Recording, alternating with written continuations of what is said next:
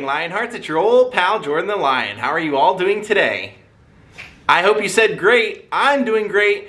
I was recommended a movie on my Amazon Fire Stick over the weekend, and I watched it and I said, I wonder if that was a real place. Sure enough, this place actually exists, so we're gonna go out and see if we can't find it today. But first, we're gonna take John to the park and let him go play and have some fun. Daze with Jordan the Lion, it begins right now. Okay, Rockstar, let's roll. Get it? Rock and roll. Let's roll. We're back at the power line park today because the other one, they keep wetting it down every morning, and so it's always muddy.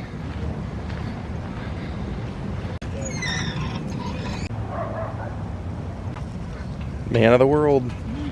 So if you're wondering what we're gonna vlog today, it's a movie starring Cary Grant, Myrna Loy, and Melvin Douglas. Now this, like I said, was recommended to me. I had never heard of it, but it was made in 1948, and apparently this movie was so popular, not only we're gonna see the original house they used for the movie, but this was so popular that when the movie came out, they did model homes of this home and did little giveaways all over the country. And so all over the country, some of these homes modeled exactly like this still exist, but where we're going today is actually, well, it's California land now. It used to be the Paramount Ranch. We're going out to Malibu Creek Park. There are some dogs here for him to play with. That's a good thing. Sometimes you never know here because there's not as much shade.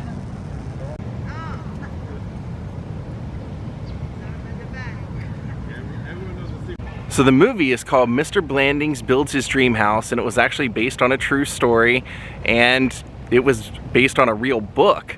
So this story is one of those that's kind of a tie-in, or I would say it's kind of like a mix of The Money Pit meets Green Acres. Yeah, the dogs are hopping around.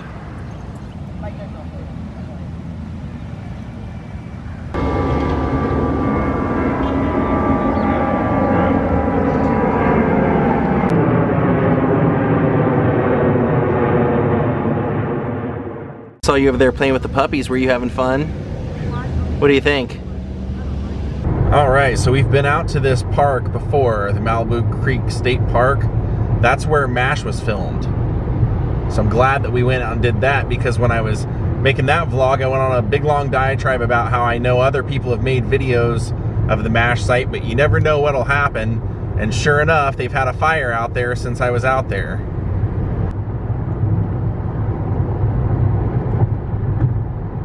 From the freeway, it is 4 miles to the park. This is also out here, sadly, where the helicopter that Kobe Bryant, his daughter, and everyone was on that crashed.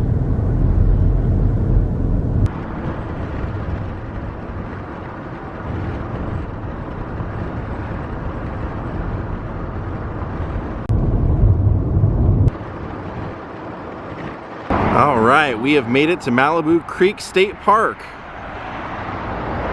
Let's go find this house. Let's go find Mr. Blandings' dream house. Okay, you do have to pay to park here, but I think if you tell them you just want to see this house, that they give you a grace period, so we'll find out. I'll let you know. There's a little guard booth. So they changed their policy on that now. They wouldn't let me come back here unless I purchased a pass, a day pass, and then I can park over here and walk to the campground. But because of the building is located on the campground, they wouldn't let me just come in here with the grace period.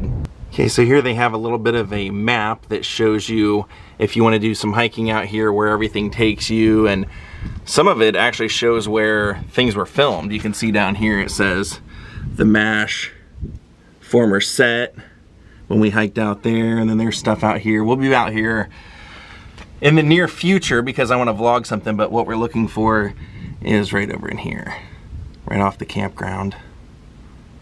Let's see if we can't find this place. As you can see, a lot of this is closed off. The trailhead is closed off over here.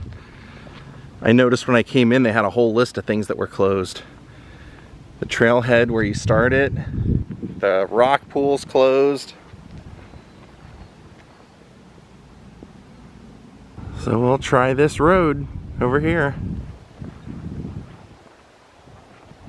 And even though we're out here in nature, they had signs all over the place when you drove in saying that they still wanted you to wear a mask while you're hiking around, so I'm wearing one.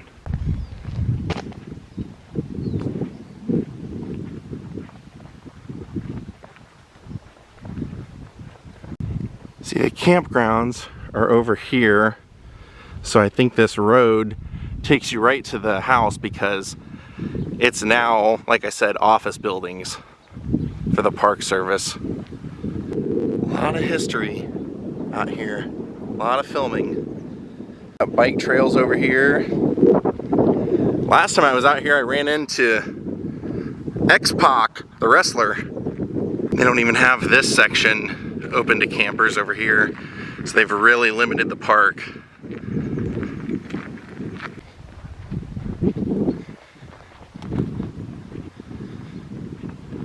So as I work my way through the campground, I think it's over here. Let's peek over this fence. I think it's over here. I'm hoping. There it is, by golly. It looks way different. I mean, same structure style and everything, but it's definitely changed since 1948 when this came out.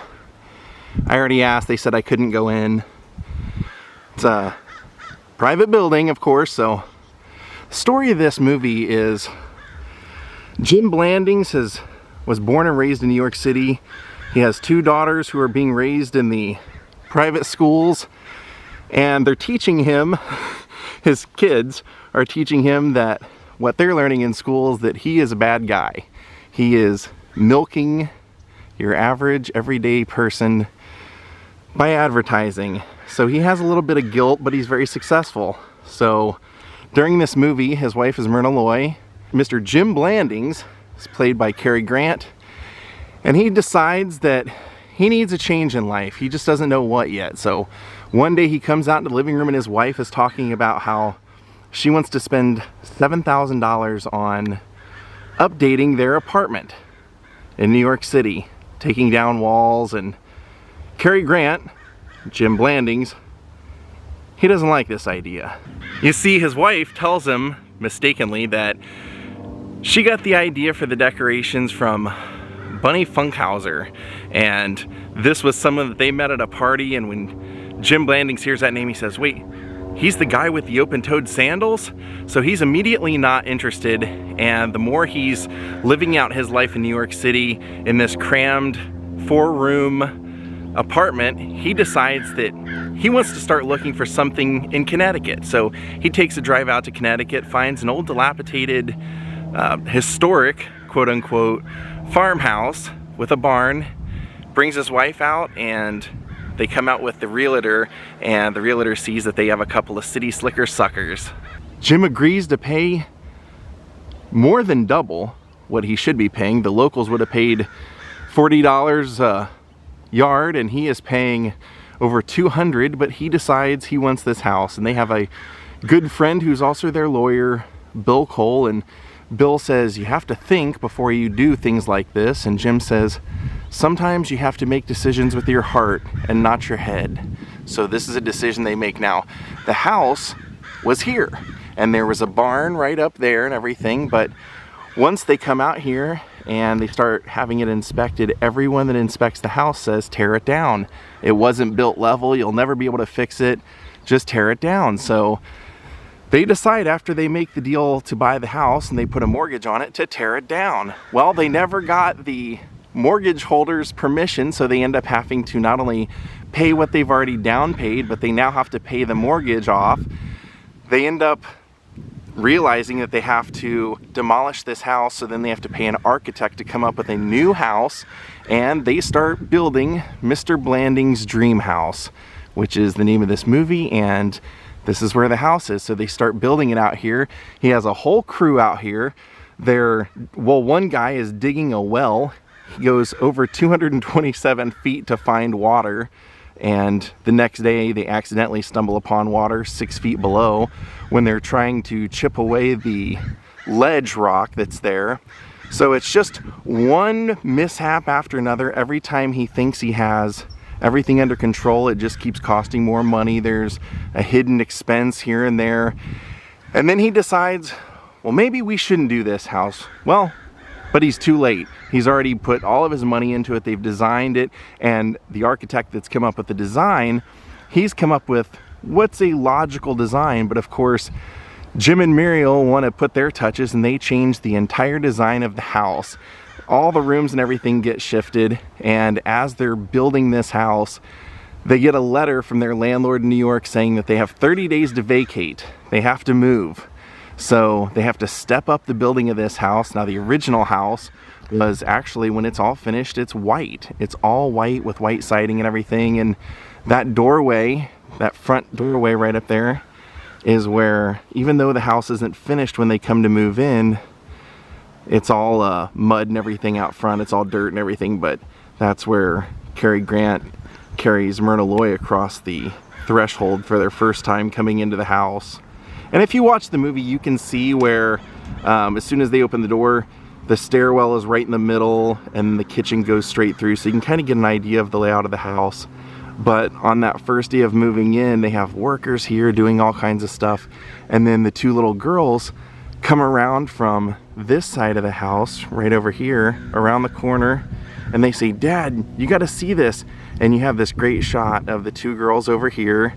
I'll move over so you can see what's behind that tree, but they're all standing right here, and Cary Grant is right here, and he notices that these windows up here have no windows.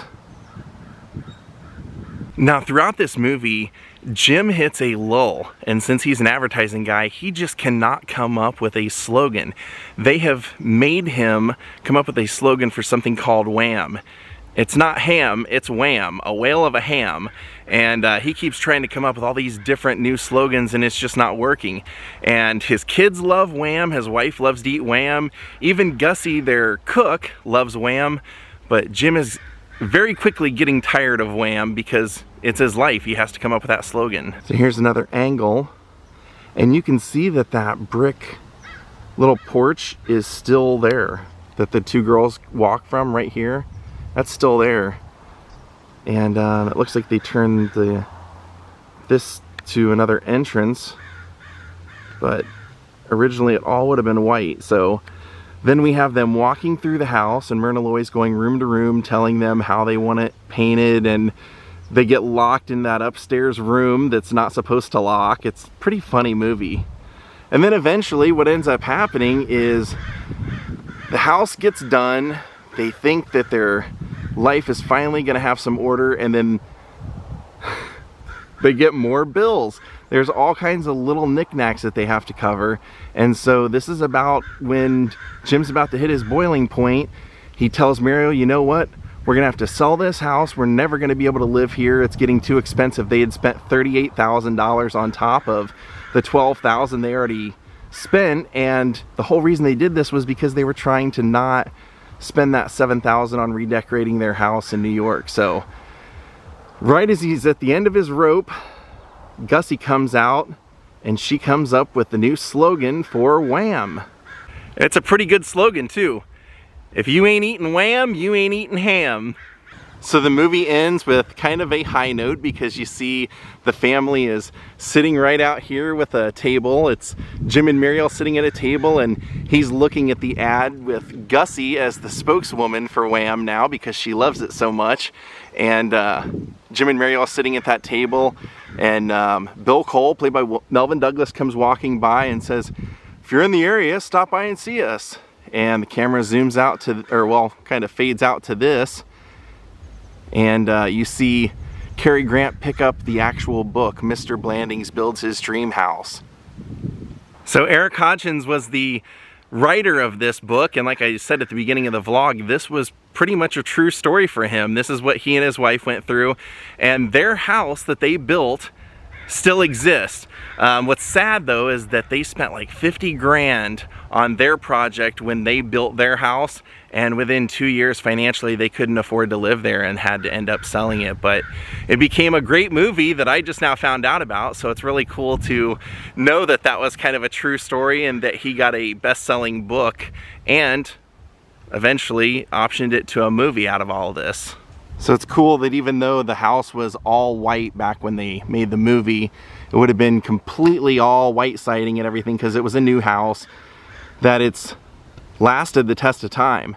This was an RKO movie, But like I mentioned, we're on the former Paramount movie ranch. It's because Paramount had this huge ranch up here and all the extra space, so RKO just rented a big chunk of it. And so there was originally a dirt path that you could see in the movie, and they're always parking those two cars right up here. The barn was up here, and then across where the campground is over here now, I'll show you. That's where, when they're originally thinking about buying this place, they are pointed out the apple orchards and everything. So this all would have been the apple orchard. Originally, when he's buying this property, you know it's going to go poor right away when Bill's looking over the contract and he says, "Did you read the back of this paper?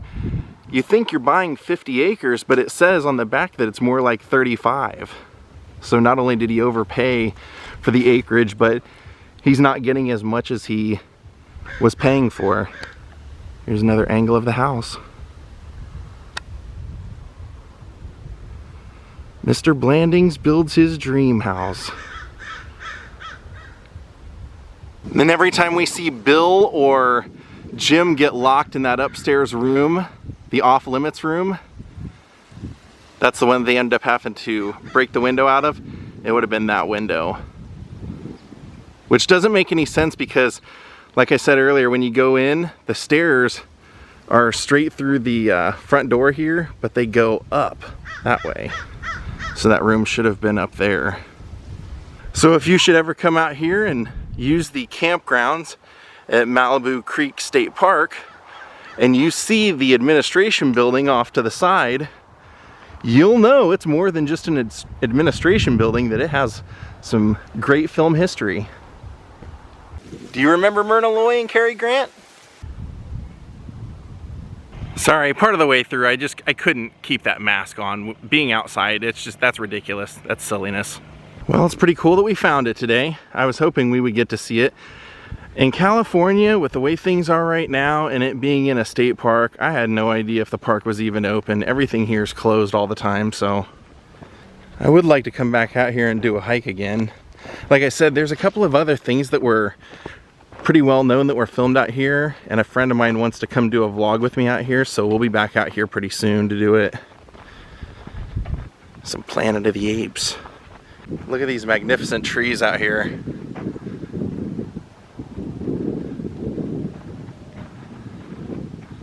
What is that? Or what was that? Dead now.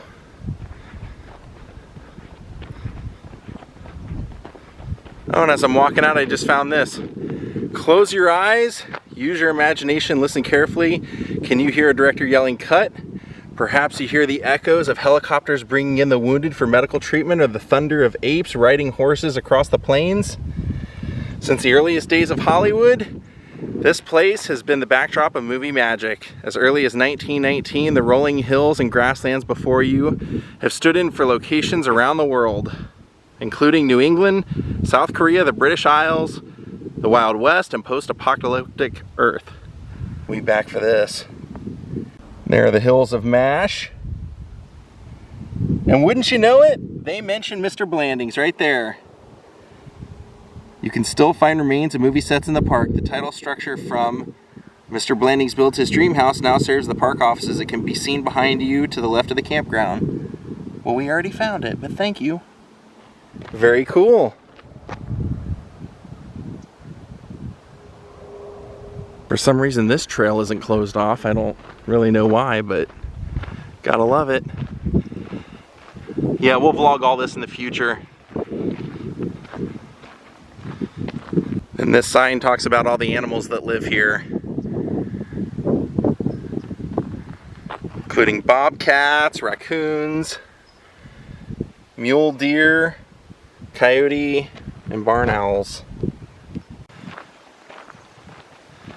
Most of the trails are not open, but this one was, so just take a little bit of a nature walk.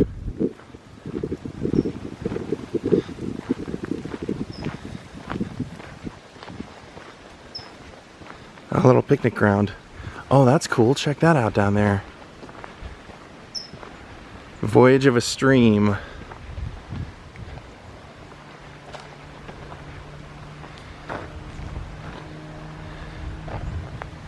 Malibu Creek's voyage starts in the high Santa Monica Mountains.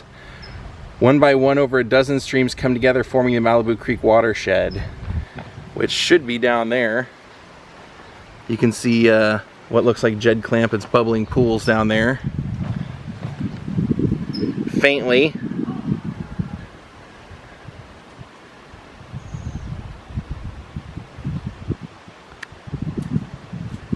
Alright, so we found it.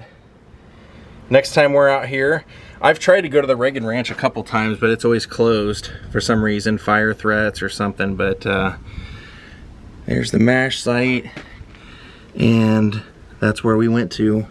Where that perforation is, that's where the house is, the Mr. Blandings house. Alright my friends, that's it. We're going to call it a day. Thank you Chuck Fugate and Sean's Vlog Storytime and Pranks Forts Challenges for becoming my newest Patreon. Say that 4 times fast. And thank you all for watching this vlog. I can't wait to get back out there. I don't know if I'm going to go immediately. I might wait a little while because things are a little sketchy out at that park. I don't know how deep we can get in there to vlog, but hope you enjoyed what you saw today. Have a great night everyone. We'll see you all later. Good